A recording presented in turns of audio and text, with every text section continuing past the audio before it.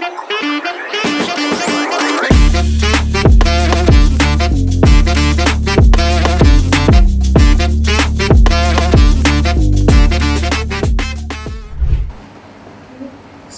warahmatullahi wabarakatuh. Halo semuanya, selamat datang di episode terbaru podcast kita. Kali ini kita akan membahas topik yang sangat relevan dengan generasi kita, yakni bagaimana menjaga hubungan harmonis dari segi Gen Z dalam perspektif Islam.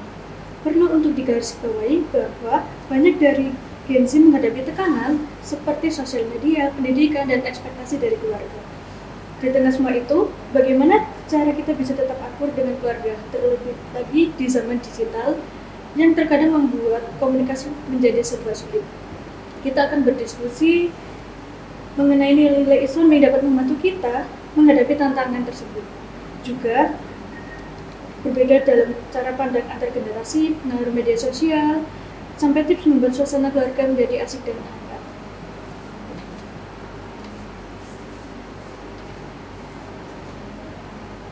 Kali ini kita kedatangan narasumber dari dosen Universitas Islam Negeri Sunan Ampel, dosen Psikologi Parenting, Ibu Sofi Balkis, MPSI.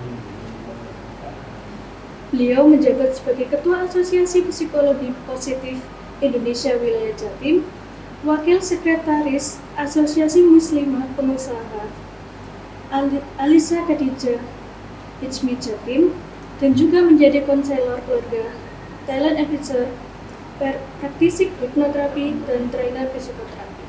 Selamat siang Ibu, bagaimana kabarnya Ibu? Siang, sehat? Alhamdulillah sehat. Untuk kesehariannya Ibu sebagai dosen, sebagai apa juga Ibu? Saya praktisi, saya psikolog, saya juga melayani konseling di klinik Pratama Sunan Ampel Surabaya. Gitu. Untuk saya ingin membawakan topik mengenai Gen Z dalam segi keluarga di dalam perspektif Islam. Jadi yang ingin saya tanyakan di sini Ibu, menurut Ibu apa yang membuat hubungan menjadi harmonis terutama dalam konteks kehidupan Gen Z pada saat ini? Baik, kalau mau harmonis berarti kan minim tuh pertengkaran, gitu ya. Kalau mau harmonis berarti memperbanyak keakraban dan juga kebersamaan. Nah, untuk Gen Z itu kan lebih banyak dia punya teman virtual, gitu. Lebih punya waktu juga untuk virtual. Jadi supaya harmonis maka harus ada keseimbangan. Jadi misalkan kalau dia punya teman virtual jangan di cut gitu. Jadi dia tetap mengembangkan relasi dengan teman-teman baru, mungkin saat mabar, mungkin ketemu di event apa yang janjinya lewat virtual gitu ya. Tapi dia juga perlu dibangun kemampuan untuk berinteraksi secara aktual. Jadi dalam realita itu ada orang-orang yang secara fisik bisa ketemu. Nah, itu harus diperbanyak kegiatan juga yang harus membuat dia harus ketemu dengan keluarga atau teman sekolah, teman kuliah, atau teman di komunitas begitu. Jadi di sini lebih tepatnya apakah dalam Gen Z itu lebih condong untuk menghabiskan waktu bersama temannya atau bersama keluarga Ibu? Ya, kalau fenomenanya kalau usia sudah remaja sampai dewasa awal itu memang akan lebih banyak ke luar, artinya keluar rumah. Nanti ketemu temennya, ketemu teman baru, ketemu komunitas, ketemu dengan relasi entah itu di kampus, di sekolah, atau di tempat kerja gitu. Jadi memang minim untuk waktu bersama keluarga. Nah, ini tantangannya berarti gimana membuat Gen Z tetap incas nih kalau ada acara keluarga dia meluangkan waktu gitu. Lalu ini kan masuk ke dalam tantangan dalam Gen Z ya Ibu. Jadi bisa dibilang tuh sebagai Gen Z kita juga bisa menyempatkan waktu bersama keluarga juga dan bersama teman.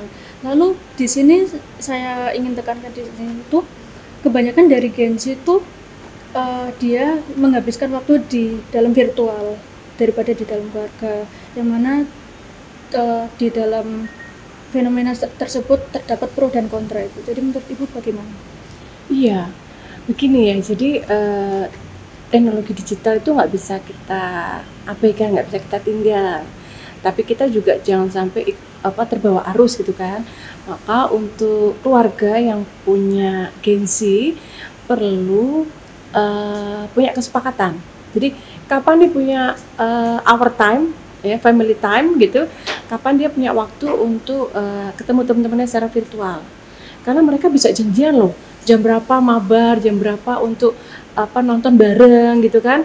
Nah, kemudian setelah kesepakatan perlu tahu bagaimana mengajak gengsi bicara. Karena gengsi ini kan FOMO ya, jadi nggak mau ketinggalan. Nah, maka perlu diajak bicara-bicara atau membincang sesuatu yang tren di TikTok atau menjadi pembicaraan di medsos, atau menggunakan istilah-istilah yang itu sangat familiar atau sering dipakai di virtual conversation ya, atau percakapan di medsos gitu ya. Jadi mereka jadi antusias gitu, atau ada topik baru, ada video terbaru, itu dia seneng banget ini, aku duluan tuh yang lihat video itu, oh aku udah lihat ini, kamu belum ya? Itu tambah seneng kalau dia punya satu capaian buat dia kalau tahu video terbaru atau video yang lagi tren gitu. Oke, ngomongin FOMO nih Ibu, bisa nggak jauh dari yang namanya impulsif. Kan karena di fenomena tersebut itu terdapat adanya gengsi yang sering mengikuti tren, sering FOMO, yang mana nggak jauh-jauh dari yang namanya impulsif. Jadi menurut Ibu bagaimana Ibu? Ya, impulsif itu berarti kan melakukan sesuatu dengan kendali diri yang rendah. Jadi muncul seketika gitu, spontan gitu ya. Atau bahkan sampai ada impulsif buying, membeli nggak pakai mikir. Tiba-tiba tertarik gitu ya, atau pengen coba-coba gitu kan, impulsifnya di situ. Maka gengsi perlu punya kontrol diri, perlu ada yang ngingetin juga gitu. Bahkan mungkin kalau masih sekolah mungkin buku rekeningnya, ATM-nya perlu dicek orang tua ya. Tapi gengsi juga ada yang dewasa awal. Nah, kalau dewasa awal dia perlu juga belajar finansial manajemen gitu ya. Jadi dia bisa mengelola uang dengan baik dan tidak gampang belanja atau tidak gampang memakai uang yang itu mestinya untuk bayar kuliah, untuk mungkin bayar kos, untuk makan sehari-hari, tapi dipakai untuk sesuatu yang mestinya bisa ditunda. Misalkan aksesoris, skincare, atau fashion gitu ya, yang itu mestinya tidak menjadi prioritas gitu. Tapi dari segi impulsif sendiri tuh terdapat beberapa gengsi yang kadang menggunakan yang namanya pay later atau Shopee pay later. Jadi menurut Ibu bagaimana ya Bu? Karena di sini ada kontranya, karena di sini kurang lebih ada kayak kasus pinjol, kasus bunuh diri di dalam gengsi itu, seperti yang kita ketahui di Universitas ITB, yang mana Universitas ITB itu ada beberapa yang menyarankan untuk pinjol. Jadi menurut Ibu fenomena tersebut bagaimana Ibu? Jadi gini, pinjol itu sebenarnya kan hutang ya, jadi kita pinjam ya.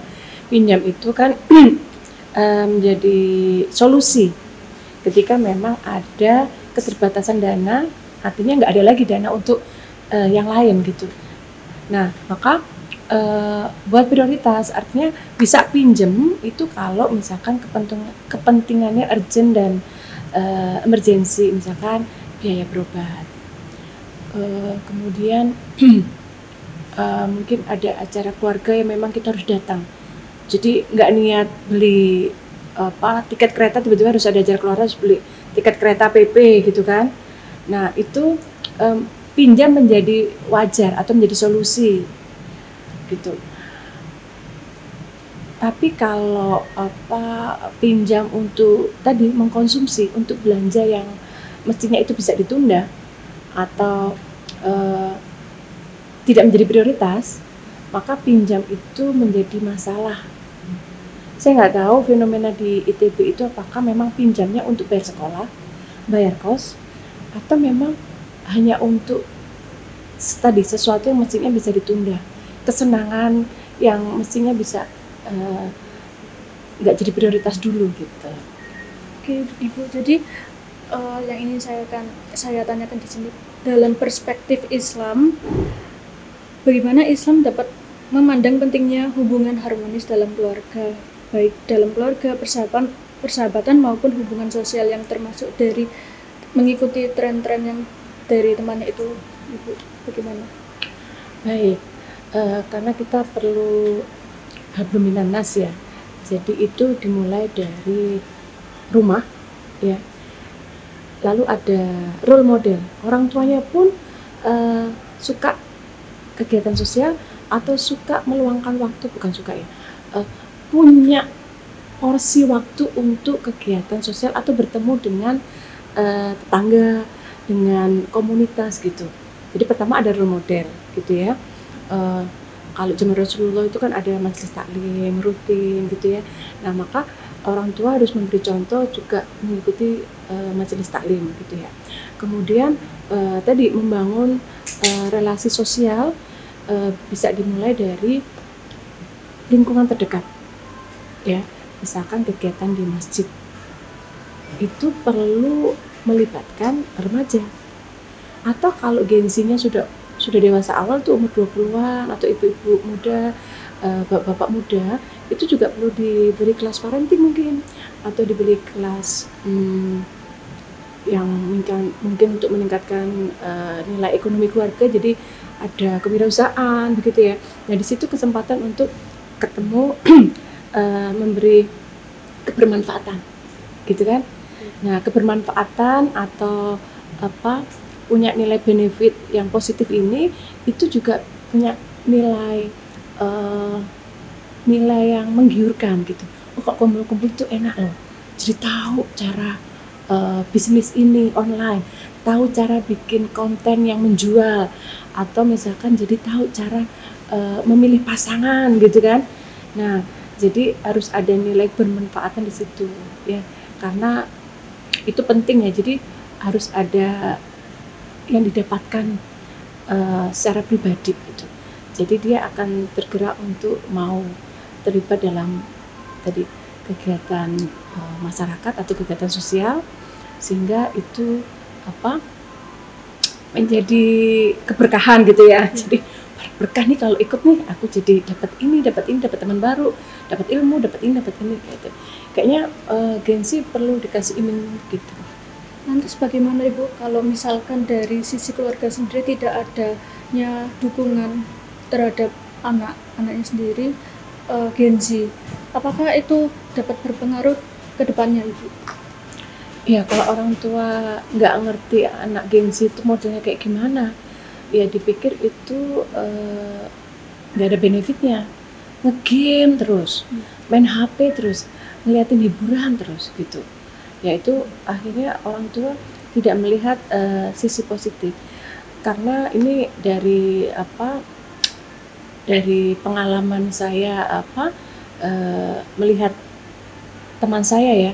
Jadi anaknya itu memutuskan untuk tidak SMA, tidak menyelesaikan SMA-nya, tapi dia mengambil homeschooling dan dia memang menjadi gamers. Gitu itu contoh. Gengsi itu memilih satu profesi gamers sejak SMA atau sebagai YouTuber. Gitu kan? Gitu. Nah, itu orang tuh harus tahu memang itu selera dan passion gitu ya. Passion berarti sesuatu yang menggiurkan, sesuatu yang membuat dia semangat, tertantang dan seneng gitu. Melakukan itu sampai semangat, penuh energi sampai ya nggak lapar gitu ya. Iya.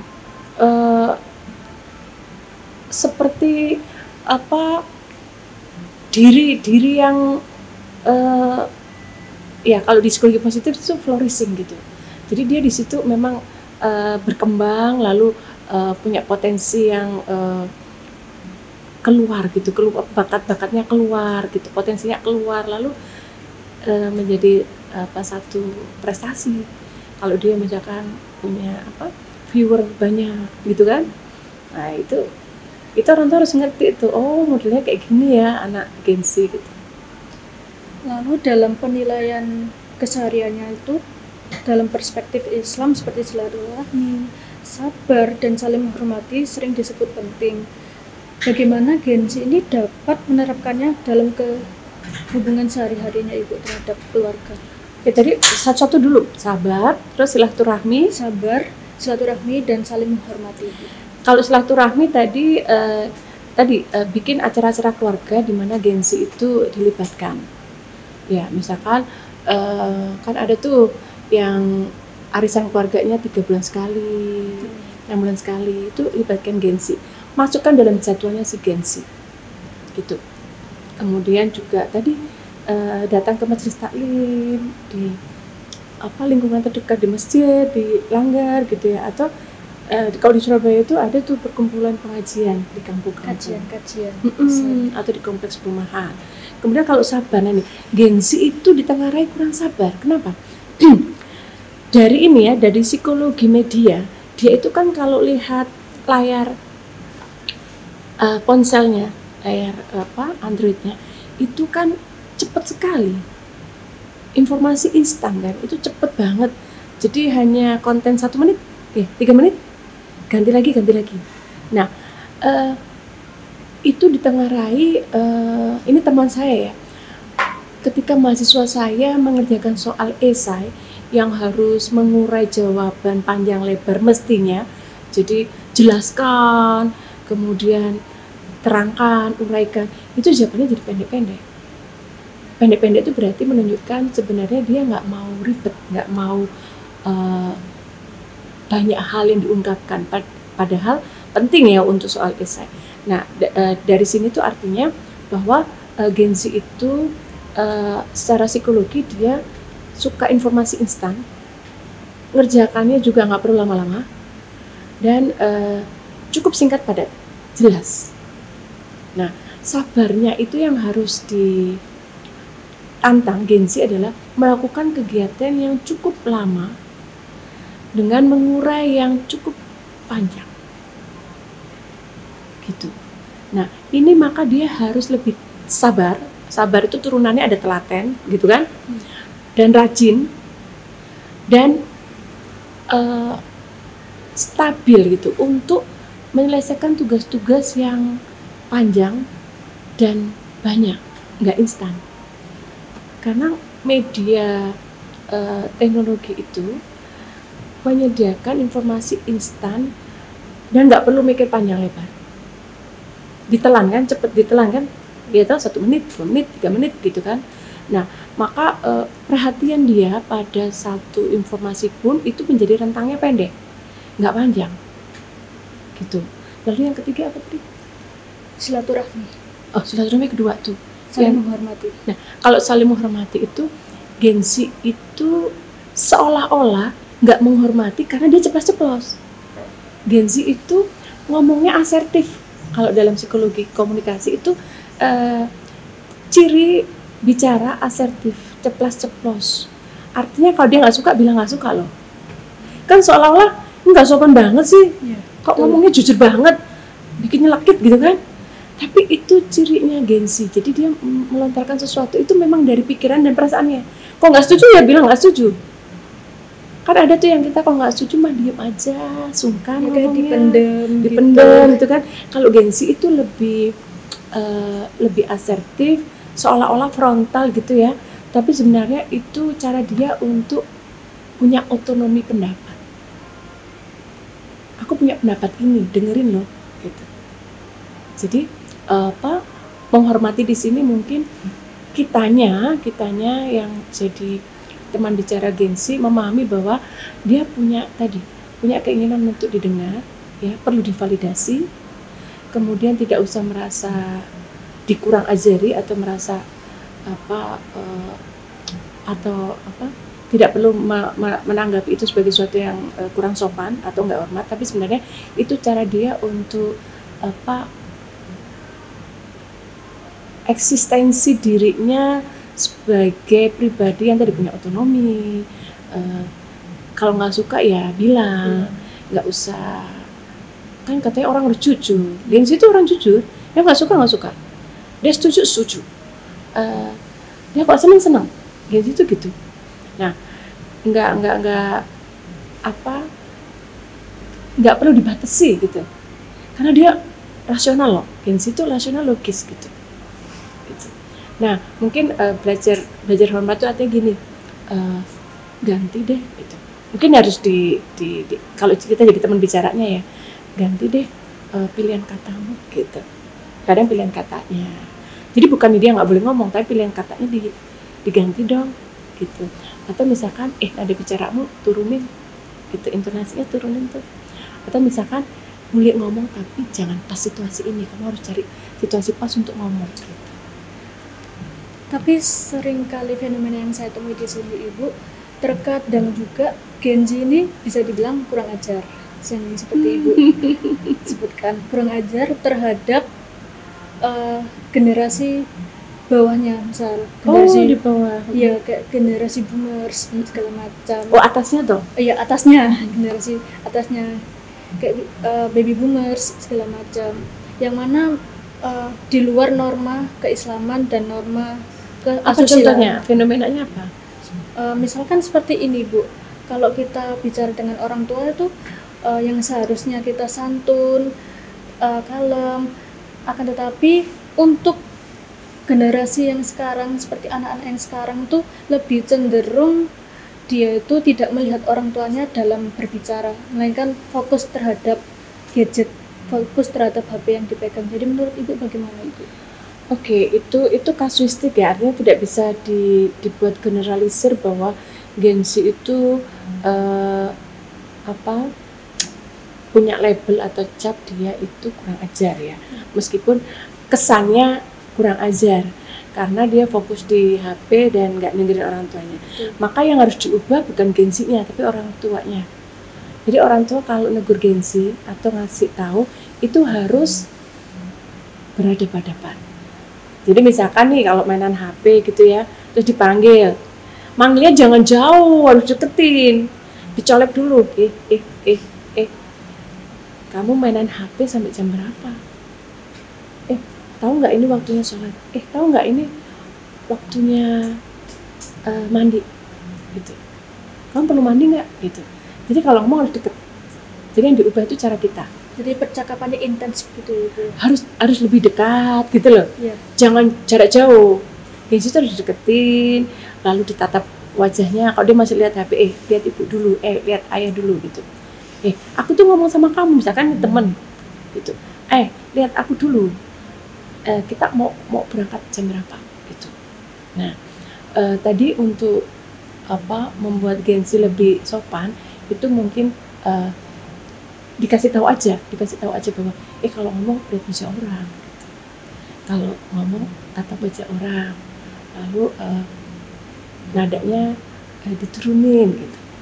Jadi sebenarnya harus operasional ya, tidak hanya sekedar kecap lalu kemudian kita hakimi, lalu kemudian kita seolah-olah kalau satu Gen Z begitu semuanya begitu gitu ya, nggak bisa digebiau ya.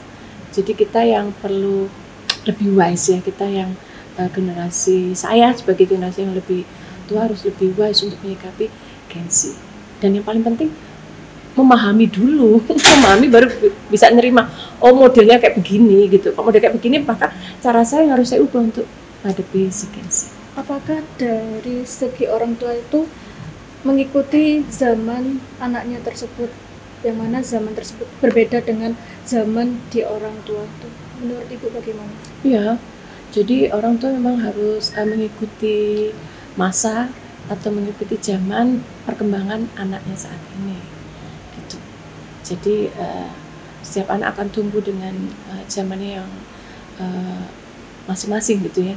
Jadi orang tua yang lebih punya pengalaman hidup lebih panjang itu yang harus lebih memahami, kemudian tidak memaksakan diri untuk menginduksi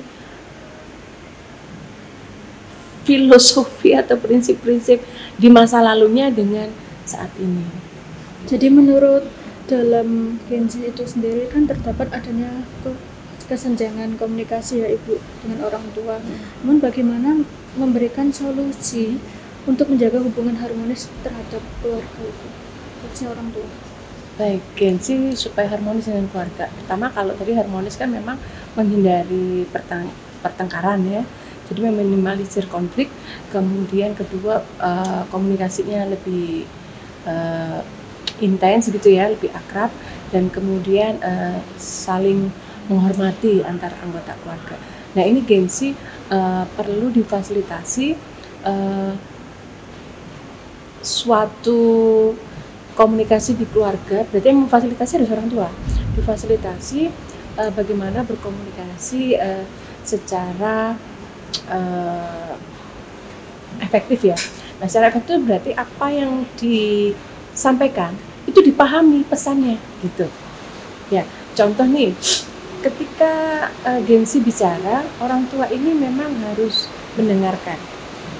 Ya, belajar mendengarkan, memvalidasi perasaannya, pikirannya, kemudian juga perlu mengenali istilah-istilah yang digunakan oleh Gen Z. Gitu. Kemudian juga supaya Gen Z itu bisa dipahami, merasa dipahami dan merasa diapresiasi, maka perlu orang tua itu atau generasi yang lebih tua ya tepatnya ya, itu perlu masuk ke dunia Gen Z. Misalkan melakukan aktivitas bareng, nonton bareng, misalkan dia suka nonton Netflix yang drama Korea, harus ikut atau melakukan aktivitas. Gen Z suka olahraga kan, karena Gen Z ini generasi yang peduli akan perawatan diri, sehat gitu ya. Dia ingin sehat, ingin sehat mental, ingin bugar gitu kan. Nah, stamina tubuhnya terjaga karena anak Gen Z itu nggak gampang loyo. Nah, itu maka orang tua juga perlu incas masuk ke kegiatannya Gen Z gitu. Nah, itu supaya harmoni. Lalu Gen Z-nya nanti akan belajar, oh ternyata orang tua dewasa ya, orang dewasa atau orang tuanya itu mengerti apa yang Gen Z sukai atau yang Gen Z inginkan, sehingga Gen Z akan belajar juga meniru cara-cara, oh kalau mau mengerti orang tua dari caranya juga kayak begitu. Lebih seperti itu ya. Ya, memang harus dari kitanya yang ngasih modelnya. Lalu bagaimana Gen Z dalam memandang hubungan cinta di usia muda, dan bagaimana Gen Z dapat menjaga hubungan yang sehat sesuai dengan ajaran Islam? Jadi bisa dibilang fenomena seperti mengikuti ta'aruf, pengenalan keluarga melalui ta'aruf, itu yang seperti bagaimana? Baik, kalau dalam psikologi keluarga dan psikologi perkembangan, memang Gen Z pada saat usia sudah mengenal lawan jenis itu perlu punya rambu-rambu agama. Nah, ini maka perlu diberi satu pilihan, yuk ta'aruf yuk, lebih aman, lebih islami, atau kemudian perlu dikenalkan pasangannya atau teman dekatnya itu pada keluarga. Jadi supaya tahu keluarga ini bagaimana si calon ini gitu. Ya, kemudian perlu perlu terlibat kegiatan-kegiatan yang membuat mereka itu bersama-sama di banyak orang, nggak ada berdua. Jadi kurang lebih ada kegiatan bersama dari teman-teman yang dekat dengan Gen Z dan ya, jadi pergi bareng-bareng ya, gitu. Bisa dibilang tuh seperti lawan jenis gitu ya. Lalu seberapa penting pendidikan agama dalam membentuk kepribadian Gen Z untuk menjaga hubungan yang harmonis, seperti mengikuti pesantren kilat, contohnya seperti itu? Oke, Gen Z ini kalau mau diajak kegiatan keagamaan, nah itu maka diperbanyak fasilitas untuk kajian agama. Sebenarnya fenomena sudah bagus kok. Itu ada Ustadz Hanan Ataki itu kalau bikin pengajian, wah yang datang ribuan. bahkan sampai 3 shift yang saya tahu itu ya, setiap shift itu bisa 200-300 orang. Jadi dalam sehari itu bisa hampir 1.000 orang itu datang untuk Gensi ya, itu untuk mendengarkan ceramah agama. Nah, maka forum-forum itu diperbanyak dan juga lewat medsos ya, jadi kajian agama yang apa ya istilahnya itu yang mengena banget atau yang relevan dengan Gensi, termasuk ustadz muda gitu ya. Ustadz muda ini akan menjadi role model dan juga bisa ngeklik ya, istilahnya itu ngeklik dengan Gensi yang khas banget gitu ya, cara pemikirannya, kemudian pilihan-pilihan katanya, kemudian cara berpikirnya gitu. Jadi dalam beberapa kajian seperti yang dilaksanakan oleh Ustaz anak-anak itu lebih cenderung disukai Gensi daripada generasi sebelumnya itu. Fenomenanya memang kalau yang ngasih ceramah anak muda, yang datang banyak anak muda. Kalau yang ngasih ceramah sudah berumur gitu ya, sudah dewasa, maka yang datang juga dewasa. Ini dari pemilihan topiknya juga ya. Iya. Untuk pesan, apakah pesan untuk Gensi agar tetap mampu menjaga hubungan harmonis dalam kehidupan sehari sambil tetap memegang teguh nilai-nilai Islam? Jadi menurut Gensi perlu minimal dia belajar agama. Kan itu udah dapat tuh, sekolah dasar dapat, SMP SMA dapat, dan kalau dia belajar dari pesantren, dari sekolah agama, maka dia sebenarnya sudah punya dasar yang kuat gitu. Yang perlu dikhawatirkan kan kalau tidak punya pengetahuan agama, sehingga dia belajar dari medsos kan, Nah ini guru-guru yang di medsos, ustadz di medsos itu kan nggak semuanya punya basic agama, jadi maka perlu di screen tuh, perlu di screen ustadz yang genah gitu ya, ustadz yang benar-benar dia itu punya dasar agama yang kokoh atau yang fasih gitu ya, sehingga dalam kepribadiannya itu nanti terbentuk, misalkan kajian agamanya tentang bagaimana pribadi Rasulullah ya, yang lemah lembut, jujur, melindungi yang lemah, kemudian menjaga perasaan orang, itu kan sifat baiknya Rasulullah. Nah, jadi Gensi juga yang tadi kesannya kurang ajar gitu ya, itu bisa terbantu dengan meneladani Rasulullah itu loh, menjaga perasaannya orang kalau ngomong, bahkan anggur yang kecut itu dimakan, dihabisin supaya yang ngasih anggur itu nggak tersinggung kalau ada sahabatnya yang makan anggur itu karena kecut, biar Rasulullah yang merasakan kecutnya. Atau misalkan memberi makan orang Yahudi yang dia selalu mengolok-olok, menghina-hina dan menjelek-jelekan Rasulullah, tapi Rasulullah tetap melakukan kebaikan rutin itu. Nah itu juga berbuat baik meskipun ada orang yang mencela kita. Nah itu juga salah satu ciri teladan kepribadian Rasulullah yang perlu ditiru oleh Gensi. Jadi tetap aja berbuat baik meskipun orang yang kamu baikin itu toksik gitu. Tentu baik buat kita. Baik. Closing statement ini lebih ke himbauan ya, bahwa generasi muda Gensi perlu meneladani Rasulullah Muhammad SAW, menjadi generasi robani ya, yang terus menggunakan prinsip Islami, pendekatan Islami dalam pemikiran, dalam tindakan, dan dalam amalan, yaitu mendasarkan pada agama, sehingga tetap kokoh gitu, tetap kokoh dan tidak tergerus pada arus zaman yang semakin sekuler gitu. Terima kasih Bu atas kesempatannya pada siang hari ini. Pemirsa, itu tadi perbincangan kita pada siang hari ini mengenai menjaga hubungan keluarga dari segi Gen Z dalam perspektif Islam. Saya Vina Emilanda sebagai host pada siang hari ini pamit undur diri. Wassalamualaikum warahmatullahi wabarakatuh. Manajemen Humas, it's a wrap.